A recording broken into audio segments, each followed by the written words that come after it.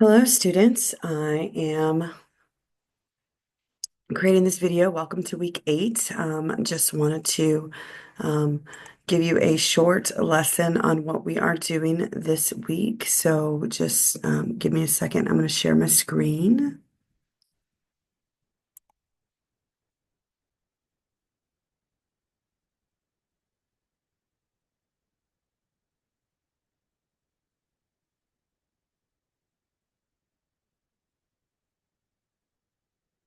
All right, so this week we are talking about the art of academic essay writing. And we are going to talk about just general writing tips for you and what you need to do to begin looking at your argument essay, which is your final essay for this class. You will have a final exam, of course, but your essay is a major part of this course. So, Mastering the Art of Academic Essay Writing, ANSI 0026. So, an introduction to academic essays. Academic essays are formal pieces of writing used to present arguments or ideas. Sometimes they're informational. In 1101, you're allowed to do whatever type of research essay you want. Um, in particular, argument essays follow a specific structure to effectively communicate complex topics. And mastering essay writing is crucial for success in higher education. So in this course, you're going to do the three-part essay structure. So typically, your essays academically, you need an introduction, a body, and a conclusion. Now, when you get into 1101, it's a little more complex than that, but your introduction, of course, sets the stage, presents your thesis statement. Your body will develop your argument or your ideas with evidence and analysis. And your conclusion summarizes everything up and reinforces your thesis. So, what we're talking about this week is taking pieces of writing and turning it into a whole. So, the most important thing is to make sure you are using transitions in your writing and you're making sure that each paragraph supports your thesis. You want to avoid repetition and you want to keep your style and your tone consistent. So, the big difference is when you transition to academic writing, you actually have to go from some of the assignments that you've been doing in this class that are first person into third person, which means no personal pronouns. So no I, no me, no you. It's all completely in third person. That being said, talking about creating logical flow, the next step of creating an essay is to make them flow together. So this is where the transitions come in. You want to make sure each paragraph supports your main point, which is your thesis. You want to make sure that you're not repeating ideas and that your tone stays consistent throughout, which is third person formal academic. So you don't want to use cliches. You don't want to use colloquial expressions. You want to just make sure that it is completely academic. And this is typically how students and everyone moves from writing just a few good paragraphs to creating a unified essay. And that's very, very important. So your introduction, which is what a lot of people struggle with, and so sometimes I tell students to just start writing, and sometimes it's easier for people to start in the middle and then write their introduction after they've written the middle part of their essay. But it doesn't matter which order you go in as long as you have a thesis statement because that's critical. So your introduction, you're going to set the stage. You're going to begin with a hook of some sort to capture your reader's attention.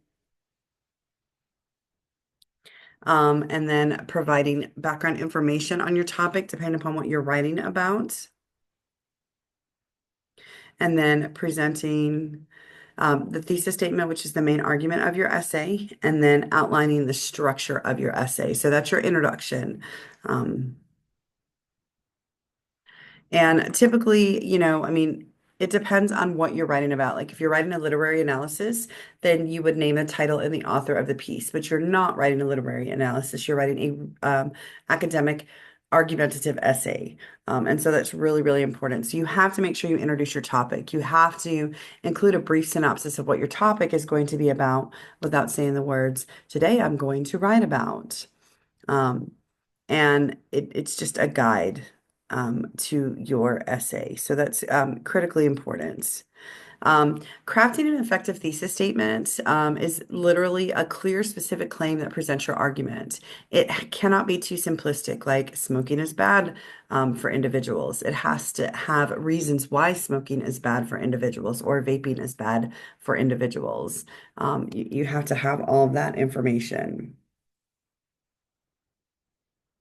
Um, it usually will appear at the end of the introduction. It will definitely guide the direction and the focus of your entire essay. And because this is an argumentative essay, it needs to be debatable and supported by evidence. And that's critical. Now, you don't put evidence in your introduction, you save your evidence for your body paragraphs. So, as you begin to build your argument essay, you want to think about how you're going to build the body. So basically, it's very simple. Introduction, body paragraph one, body paragraph two, body paragraph three, and your conclusion. Um, Typically, it includes 3 to 5 paragraphs. Five is definitely what we prefer because you're three body and then your introduction, your conclusion. But your essay is only required to be 600 words, and so you don't want to go overboard. Each paragraph will support and develop your thesis statement. It will use evidence, examples, and analysis to strengthen your argument. In this case, in this particular assignment, you are required to use 2 peer-reviewed articles from the SFSC library, which is why I'm requiring you to watch the video and have been kind of preparing you to begin using the library in class. What I recommend to students is to use the PEEL method, another one of those nifty little acronyms that I've taught you this semester. So you have your point, which is your topic sentence. You need evidence, supporting facts or examples. Explain it. Why is it relevant? And you can't say something like, this is relevant because, and then link it back, connect back to your thesis, and then transition into your next paragraph. Don't worry, I've posted some sample argument essays for you. And again, we're going to have a couple of weeks to do this, so it's nothing to really worry about too much. As we transition between paragraphs, you want to use transitional phrases. So you can go back a few weeks and you'll find the handout that I gave you on transition words. You can use transitional phrases to create a smooth flow between ideas. It ensures a logical progression from one idea and one paragraph to the next. It maintains coherence, clarity, and cohesion, which is also very important. Of course, one of my favorite is furthermore. You can say in contrast. I mean, I know we've talked about it in class, but I really do prefer the word conversely. And then you can say similarly or on the other hand. It just depends on what type or what you're writing about. Because you're writing an argument essay, you definitely want to have the conversely in there because conversely will help you with your counterpoint and counter argument. And so your conclusion is when you wrap everything up. So that'll restate your thesis in light of your evidence presented. It will summarize your main points of the essay. It'll provide a final thought or a call to action. It does not introduce new information. I cannot stress to you enough the importance of you not introducing new information also, and that you don't end paragraphs with quotes. Your conclusion, you don't want to end with a quote. Your introduction, you don't want to end with a quote. Any of your body paragraphs, you don't want to end with a quote because this is your paper and you're not giving someone else the last word. To unify your essay, as in to make it more cohesive, it's very important. You need to make sure that each paragraph relates directly to your thesis. You want to use consistent terminology and style throughout the essay. You want to maintain a logical flow of ideas from start to finish, and you want to create smooth transitions between sections. And then as we get further into the course, I mean, we have about 4 weeks left, but the importance of revision. So I'm going to focus an entire week on just revision. Revision is not the same as editing. Revision is literally taking out sentences and putting different sentences in, scratching things out and making it better, making it sound better. It's actually a very painful process because you've written the essay and then we rip it apart and tear it apart. But this really does help you become a better writer. It helps too for you to check each paragraph to make sure that they contribute to your overall argument.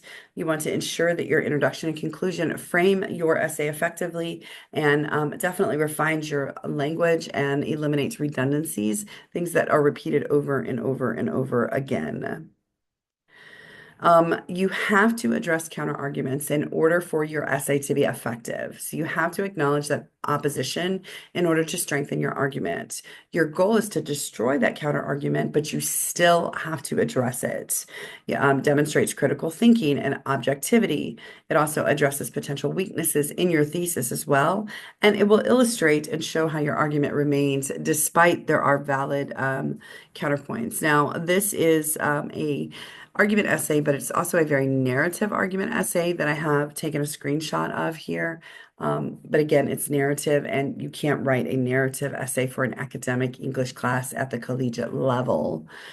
So moving on from that, you want to make sure you're using your evidence effectively. I mean, I've talked to you a little bit about dropping quotes in. You want to make sure you introduce the quote, give some attribution to your author, use the signal phrases that we've talked about according to John Doe of Broadway.com, and explain the quote or give the quote and then explain it. But make sure you have that citation in there as well, that parenthetical citation.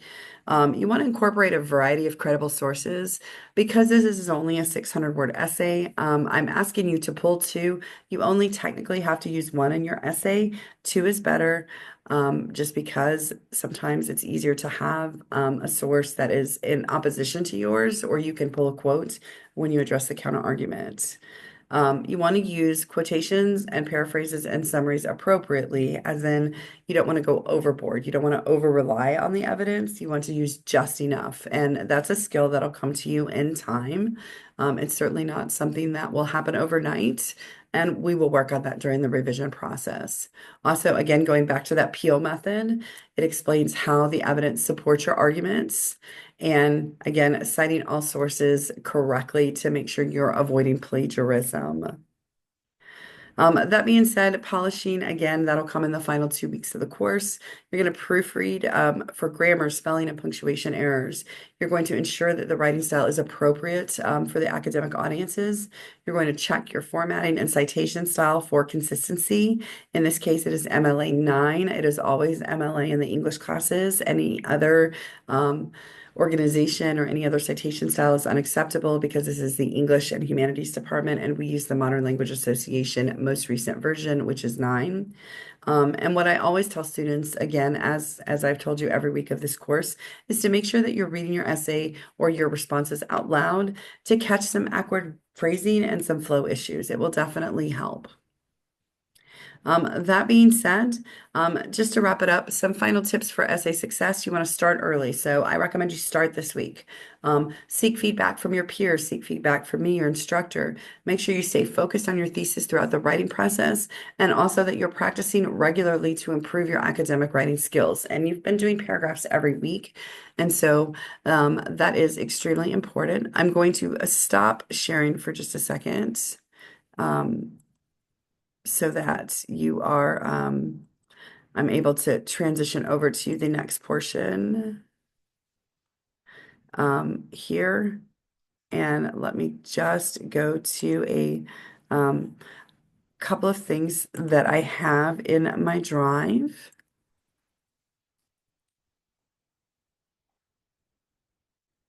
Just gotta type it in.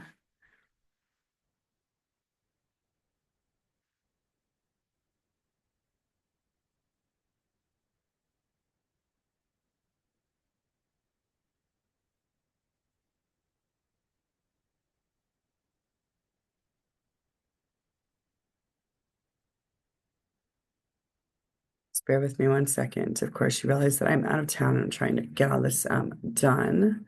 Um,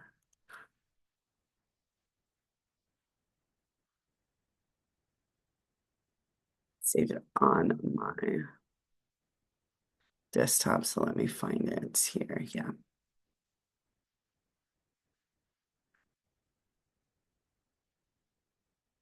Sometimes we all have technical difficulties. Go back in, and then I'm going to share my screen.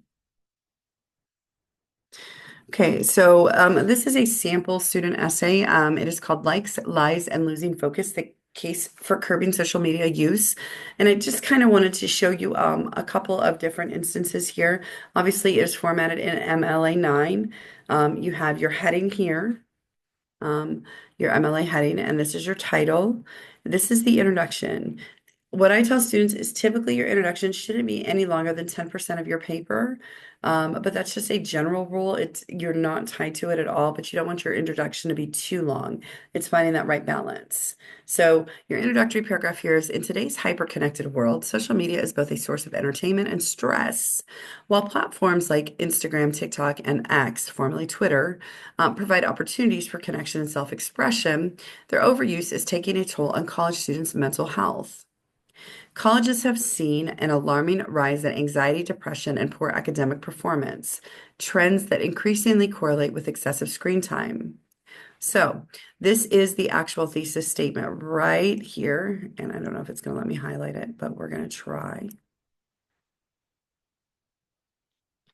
I will highlight in green here. And I'm also going to just show you insert text box here.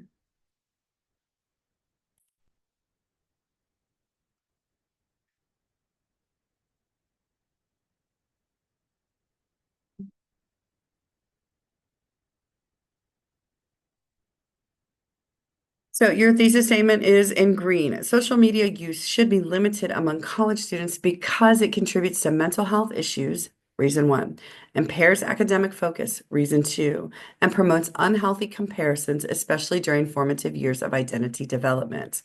So it's not a perfect thesis because it talks about college students and then it goes to formative years of identity development. So, unless you're going to connect the fact that people's identity develop a little bit more as they are in college, because they do learn to think more critically and get a lot of lessons on life and open up their minds and expand their horizons, then there's that aspect there. But that's the introductory paragraph. I've highlighted in green the last sentence. This is what's known as an inverted thesis. It's at the very end of the introductory paragraph. And so if you go to the first body paragraph, and notice all the paragraphs are indented. Excessive social media use has been linked to worsening mental health outcomes. Okay, notice that my first point is mental health issues. And so here we have right here, talking about mental health outcomes for young adults. A study published in the Journal of Social and Clinical Psychology found that participants who limited social media use to 30 minutes per day reported significantly reduced levels of anxiety, depression, and loneliness. Now, this is not a direct quote, but rather a paraphrase. And so I have my source cited right here in the first paragraph. That being said, I introduced it and then I put in here the citation at the end. Notice the period goes here. And then I'm elaborating on it or explaining it. So this is my point. This is my evidence. This is my explanation.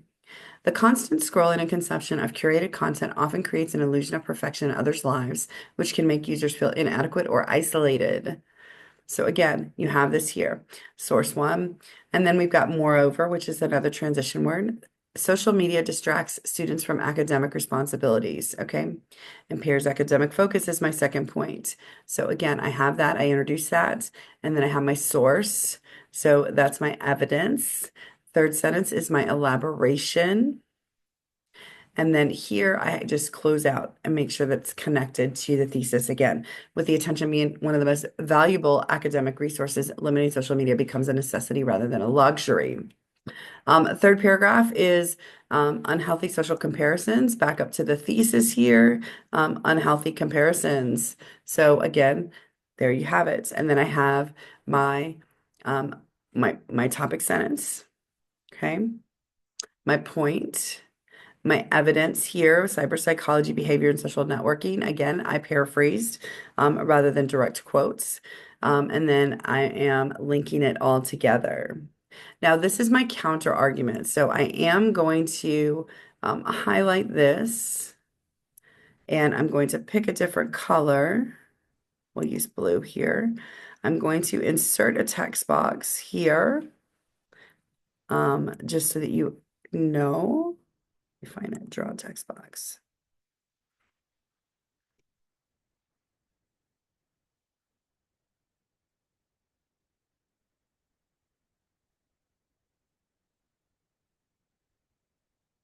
Get a little bit bigger here. So this is your counter argument. Critics might argue that social media can be a positive tool for community building and staying informed. It is true, so I'm acknowledging it, that some students use these platforms to network or access educational resources.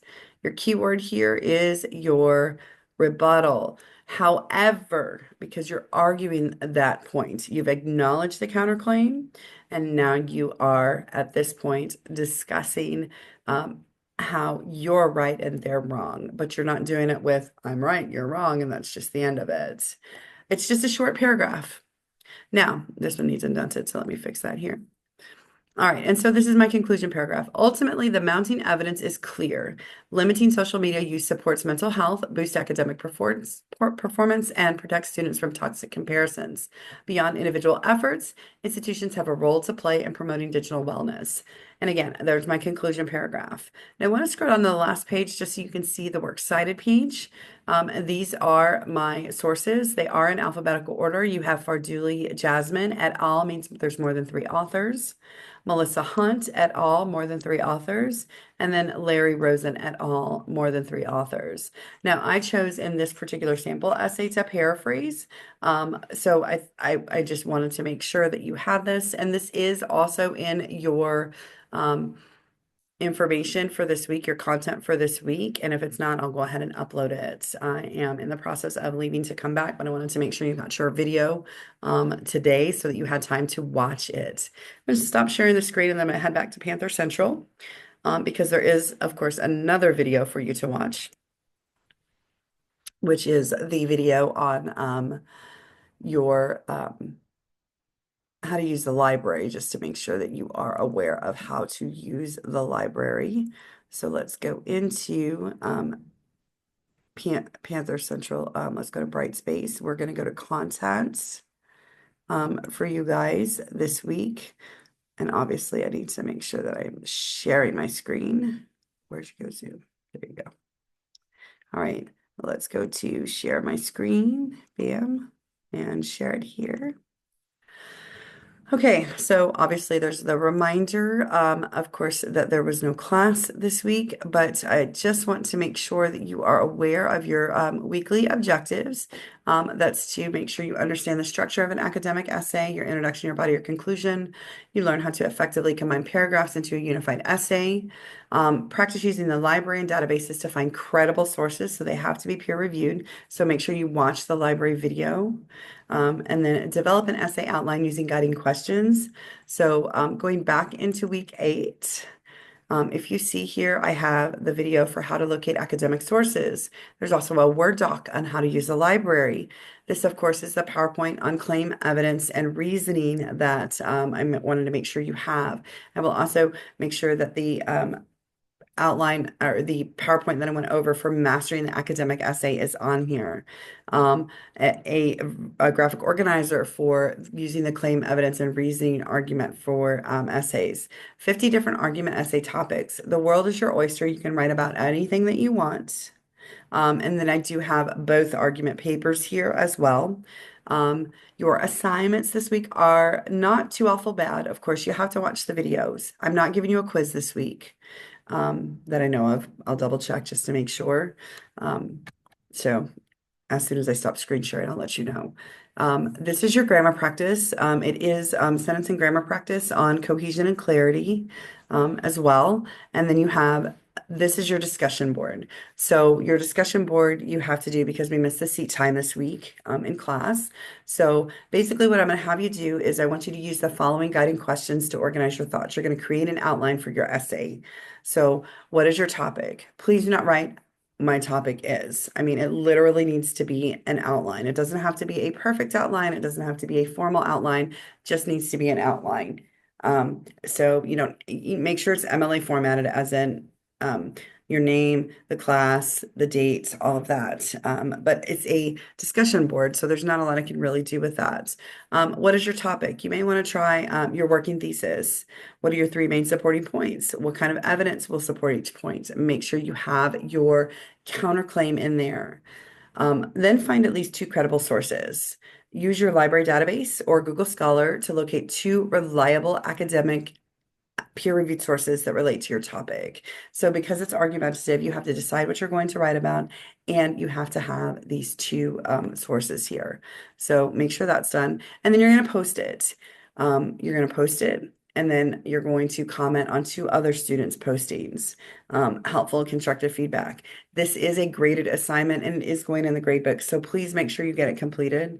You can feel free to reach out. I will be home late tomorrow night, but I will be on campus on Wednesday. And then, of course, Thursday and Friday, and through the weekend. So hopefully this is enough for you for this week. But if you have any questions, please feel free to reach out to me. You can send me a text. I'll be in the air for 3 hours tomorrow, but traveling back and forth. And of course, I'll have my phone.